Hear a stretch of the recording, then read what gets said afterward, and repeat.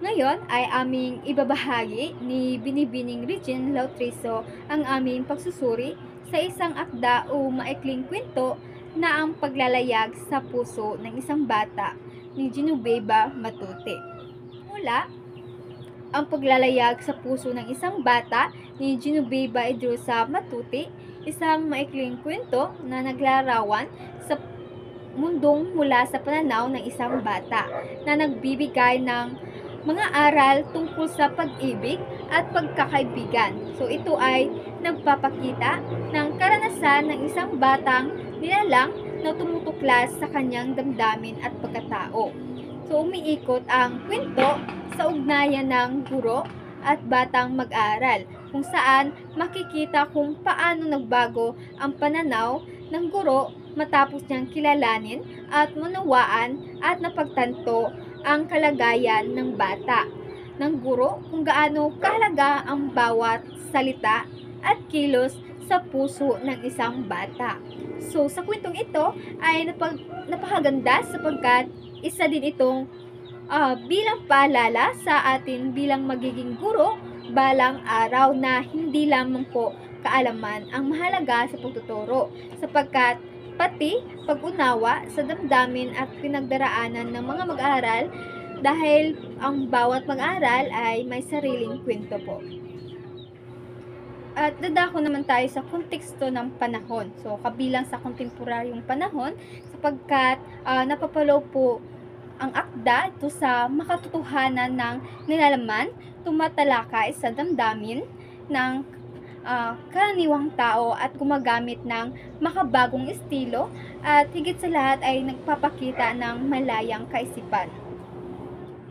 Susunod ay dadako naman tayo sa pagkilala sa may akda na si Genoveva Idrosa Matute o kilala bilang Aling Bebang. So, ipinanganak noong Enero 3, 1915 at namatay naman noong Marso 21, 29.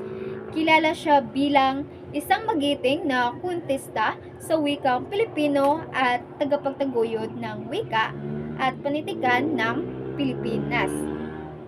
Nagturo ng mga asinaturang Pilipino at mga asinaturang pang-edukasyon.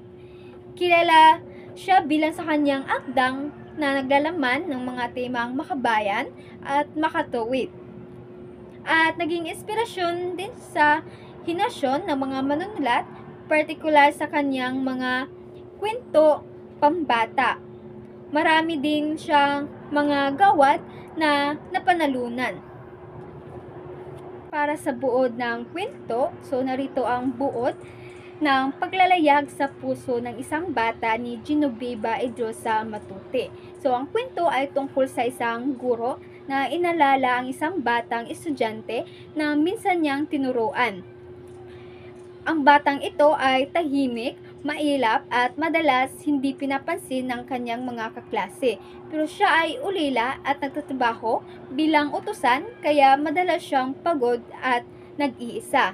So sa kabila ng kanyang kalagayan, palagi siyang tumutulong sa guro na mag-ayos ng silid-aralan at laging nagpapaalam ng goodbye teacher. So napansin ito ng guro at unti-unti silang nagkakaroon na ng mabuting ugnayan. Ngunit isang araw, nasigawan ng guro ang bata dahil sa isang hindi inasahang sitwasyon. Nasakta ng bata at nagbago ang kanyang asal at naging malayo at tahimik muli. So pagkaraan ng maraming taon, naalala pa rin ng guro ang bata at naunawaan niyang hindi lamang siya nagturo, kundi natutunan din niyang pahalagahan ang damdamin at kabutihan ng isang bata. So, ang karanasang ito ay nagturo sa kanya ng tunay na kahulugan ng pagtuturo. Ang paglalayag hindi lamang sa isip, kundi sa puso ng mga mag-aaral. Para sa mga elemento ng kwento, ay una na rito ay ang tauhan.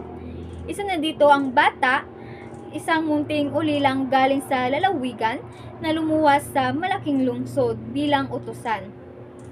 Pangalawa ay ang guro ang patuloy na gumugunita sa pinagsamahan nila ng maliit na batang naging estudyante niya dati na nagbigay sa kanya ng aral. At para naman sa tagpuan, una rito ay ang Caloocan na kung saan lugar na lumuwas ang bata mula sa kanilang lalawigan.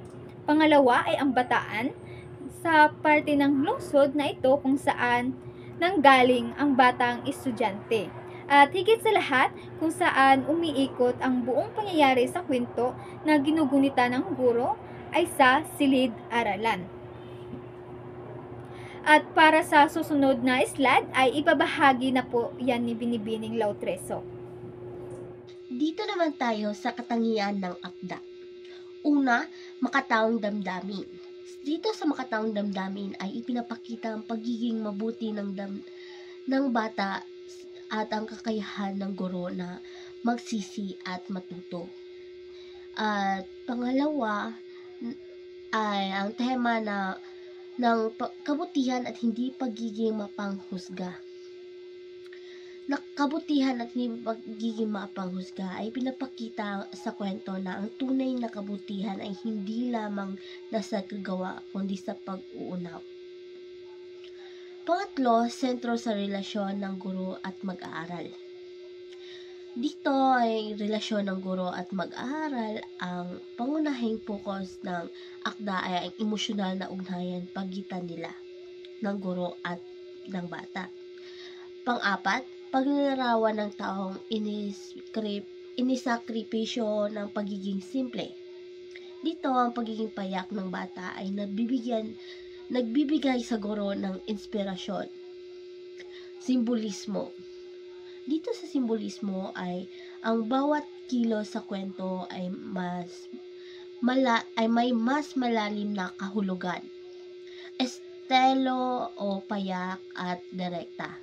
Ang kwento ay simple lang sa pagsulat pero tagos sa puso ang mga mensahe o pinaparating. Ang mga katangian na ito ay bumubuo sa diwa ng akda. Isang salaysay na simple, ngunit puno ng damdamin, aral at simbolismo, tumatalakay sa kakayahan ng tao na magbago sa pamamagitan ng pagkakamali.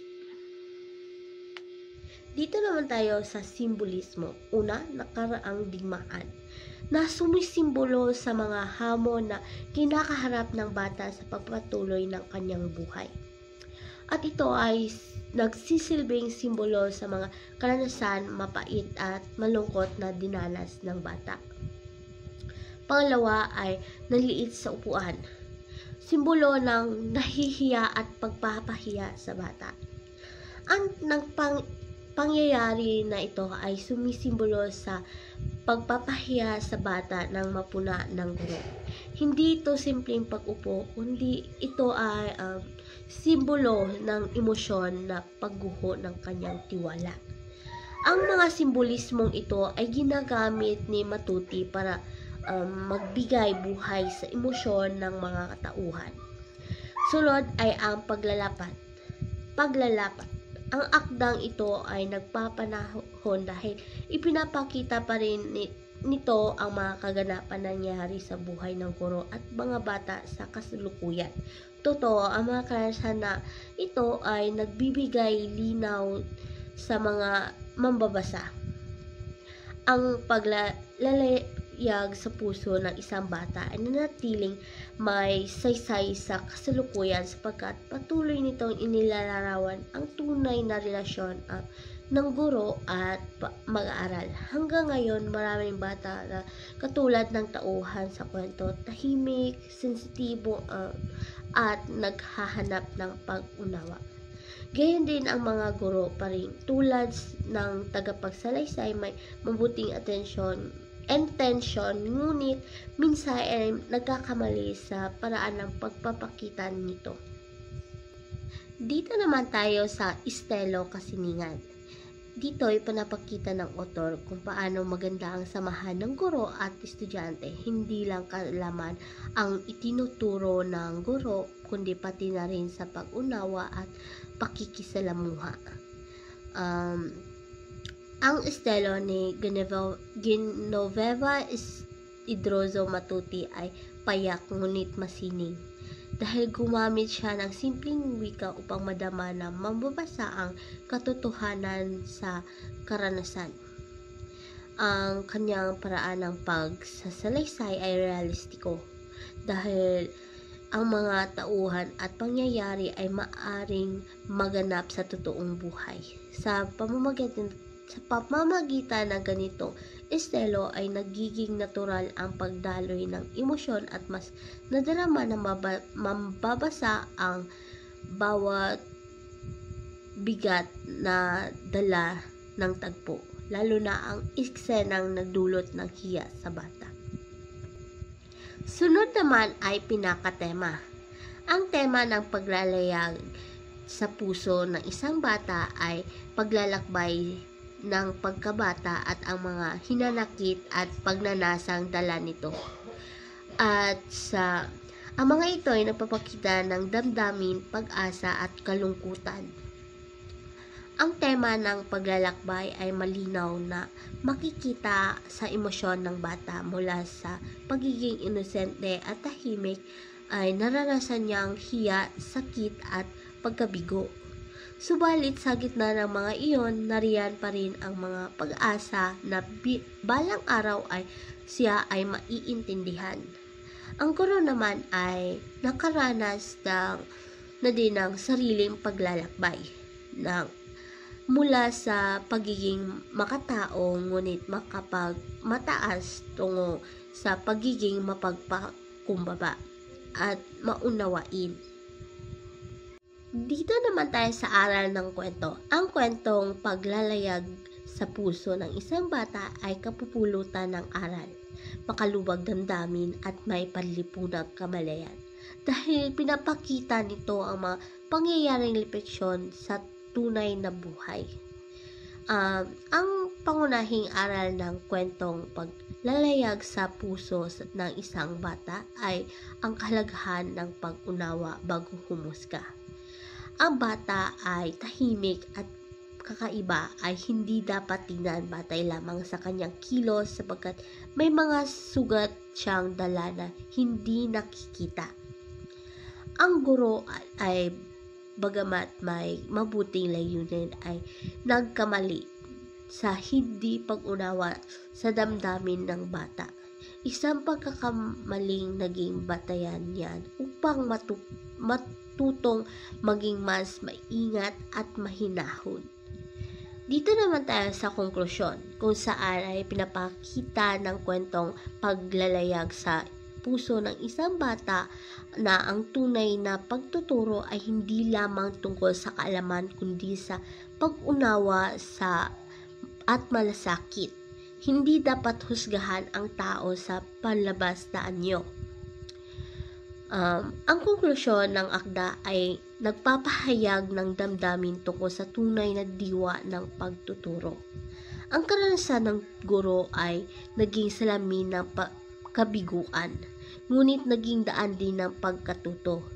Dahil sa huli natutunan niya ang pinakamahalagang bahagi ng pagtuturo ay ang kakayahang makinig at umunawa sa estudyante.